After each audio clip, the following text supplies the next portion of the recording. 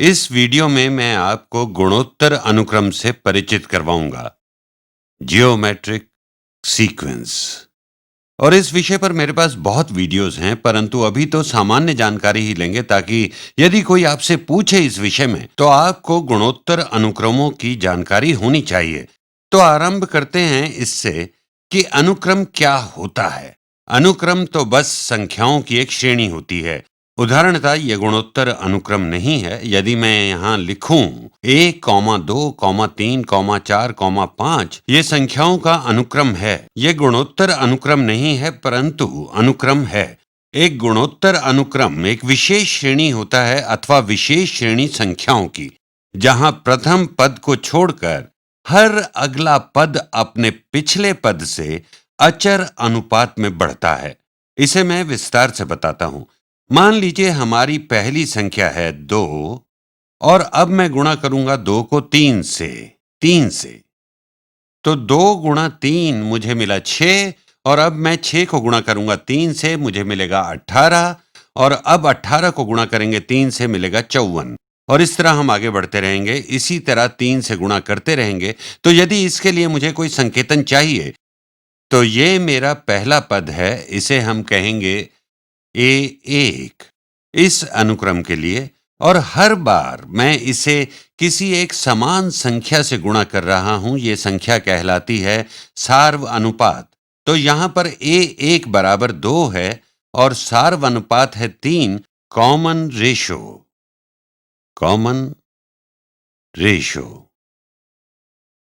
और यदि आपसे कोई कहे कि एक गुणोत्तर अनुक्रम है जिसमें A1 बराबर 90 है और सार्व अनुपात बराबर ऋणात्मक 1/3 है, इसका अर्थ आपके अनुक्रम का पहला पद है 90 और दूसरा पद है ऋणात्मक 1/3 गुणा 90। ये कितना होगा? ये होगा ऋणात्मक 30।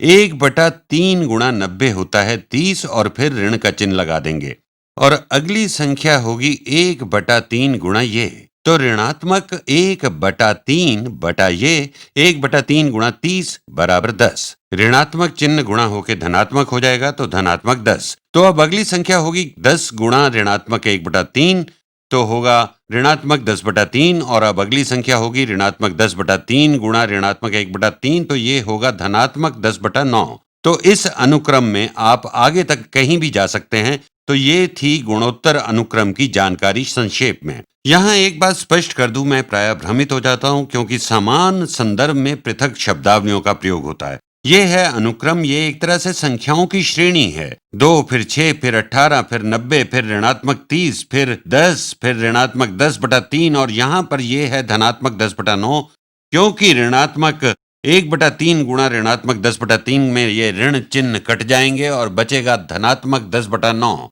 ऐसी गलती नहीं होनी चाहिए। तो ये अनुक्रम है।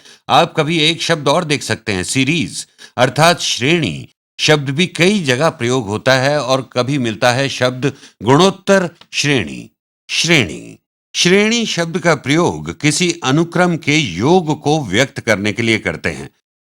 उदाहरण के लिए ये एक गुणोत्तर अनुक्रम है। गुणोत्तर श्रेणी होगी 90 जमा ऋण 30 जमा 10 जमा ऋण 10/3 जमा 10/9। तो सामान्य भाषा में अगर कहें तो श्रेणी अनुक्रम का योग होती है। मैंने इस कारण इसे स्पष्ट किया क्योंकि जब इस विषय को मैं पढ़ता था तब मैं अक्सर भ्रमित हो जाया करता था। तो चलिए पुनः देखते हैं गुणोत्तर अनुक्रम और इससे संबंधित एक समस्या को भी हल करेंगे। तो प्रश्न ये है कि ये कहा गया कि एन बंजी जंपिंग के लिए एक पुल पर जाती है। एन बंजी जंपिंग ये ऊंचाई से कूदने वाला खेल है। पहली कूद में उसकी रस्सी 120 फुट खुलती है। तो A1 एनी की पहली छलांग रस्सी खुलती है 120 फुट। हम इसे ऐसे लिख सकते हैं, हम यहां लिखेंगे जंप और यहां रस्सी कितना खुली अर्थात स्ट्रेच। तो सबसे पहली छलांग रस्सी खुली 120 फुट और उसके बाद कहा गया कि अगली बार रस्सी खुली 60%। दूसरा उछाल था 60% पहली छलांग का फुटों में, और उसके बाद हर छलांग या स्ट्रेच पिछले स्ट्रेच का 60% होता गया। तो यहां सार्वनुपात आर हर अगले पद के लिए हमारे अनुक्रम में होगा पिछले पद का 60%, जो होगा 0.6 पिछले पद का। तो दूसरी छलांग लगाई गई इसके 60% से, या 0.6 गुणा 120, जो किसके बराबर है? ये बराबर है 72 के। और फिर तीसरी छलांग ये थी 0.6 72 का 0.6 गुणा ये 0.6 गुणा 0.6 गुणा 120। और फिर चौथी छलांग पर यहां ध्यान दें, चौथी छलांग पर हम करेंगे 0.6 गुणा 0.6 गुणा 0.6 गुणा 120। 60% इस छलांग का, तो हर बार 60% होगा पिछली छलांग का। और इसके लिए यदि हम एक सूत्र बनाना चाहें उस विधि को आधार मानकर जो अभी हमने अपनाई, तो nवें पद का स्ट्रेच, तो stretch on the nth jump क्या होगा?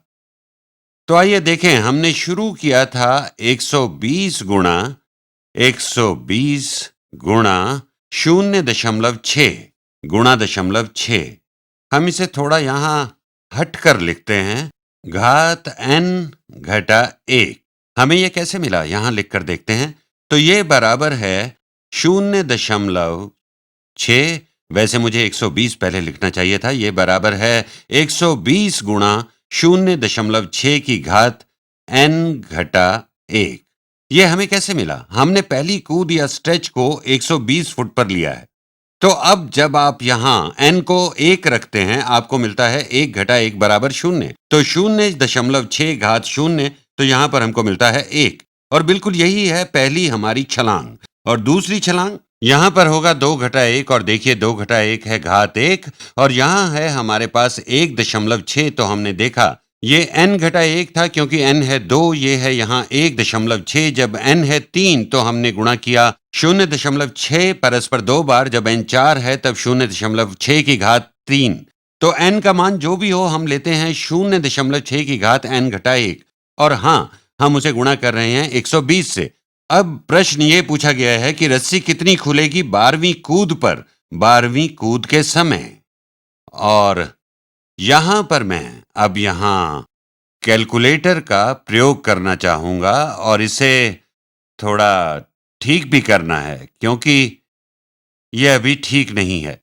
परंतु वो बात कर रहे हैं बाउंस, और हम बात कर रहे हैं कि कूद 0 बाउंस पर है। तो इसे बदल देते हैं, यह गलत नहीं है, परंतु मैं सोचता हूं उनकी कठिनाई का यही कारण है। तो आप देख सकते हैं कि आरंभिक छलांग 0 है, तो यहां इसे जंप ना लिखकर बाउंस लिख देते हैं।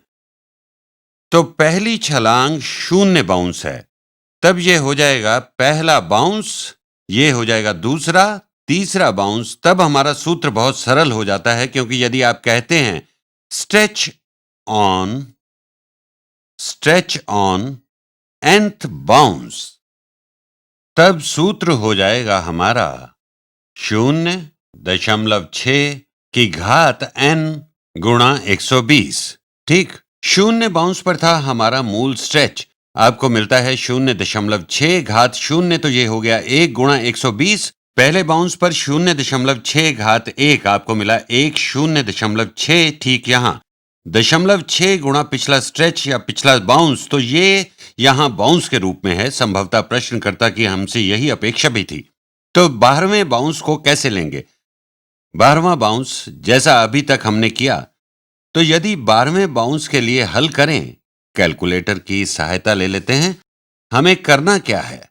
120 गुणा 0.6 की घात 12। और आशा है हम संक्रियाओं को क्रम से करेंगे, पहले घात को हल करेंगे फिर गुणा करेंगे। तो यहां केवल 0.6 की घात 12 को हल करेंगे, तो ये बराबर है 0.26 फुट। तो ये बराबर होगा 0.26 फुट। एन लगभग स्थिर हो जाती है, वो चलेगी लगभग 3 इंच 12वें बाउंस पर।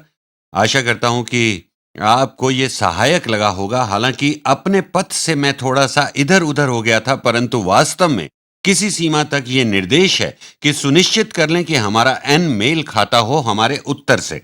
तो जब मैंने पहली छलांग की बात की, तब मैंने कहा ये 1 है और फिर हमारे पास 0.6 की घात 0 था। तो मैंने किया n घटा 1, परंतु जब मैंने दोबारा बाउंस के रूप में इन्हें वर्गीकृत या नामांकित किया तो ये 0वां बाउंस है। तो 0.6 की घात 0 है ये पहला बाउंस। दूसरा बाउंस 0.6 घात 2, इसने हमारे समीकरण को सरल कर दिया। आशा है आपको ये रुचिकर लगा हो।